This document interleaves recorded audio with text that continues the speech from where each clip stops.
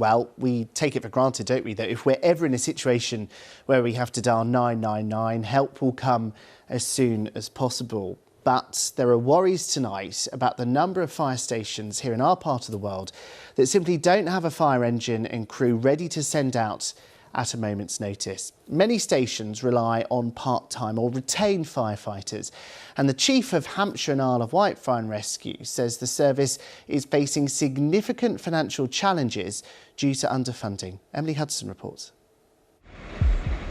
October, a fire in a derelict hotel in Sandown on the Isle of Wight. Only 2 local fire engines were available. Backup had to come on ferries from the mainland. August, 2 significant heath fires in Dorset. Crews had to come from as far away as Merseyside to help. And in July, a fire broke out in Petersfield town centre. The local crew was unavailable. It took nearly 18 minutes for the nearest alternative to get here, longer than the target time. Had that been a property fire with persons inside, those people would have been waiting for us to effect a rescue. In an industry where seconds count, this cannot go on. How often are retained crews unavailable? Politics South put in freedom of information requests for the 3 years from 2022 to 2024 and found similar levels of unavailability across the counties. In Hampshire and the Isle of Wight, 1 in 5 fire stations wasn't able to respond more than half the time. And for some individual stations, which the fire service has asked us not to identify, the unavailability figure was as high as 93%.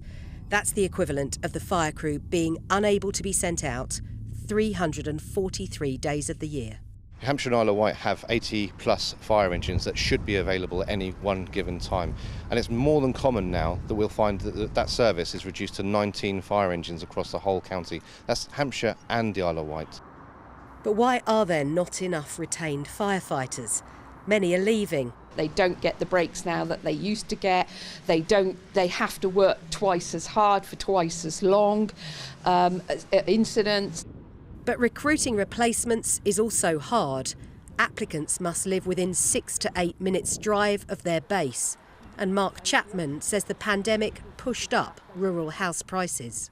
As a consequence, the people that we would normally recruit, the electricians, the plumbers, the gas fitters, they are no longer working within those areas. They're no longer living in those areas. They've been priced out.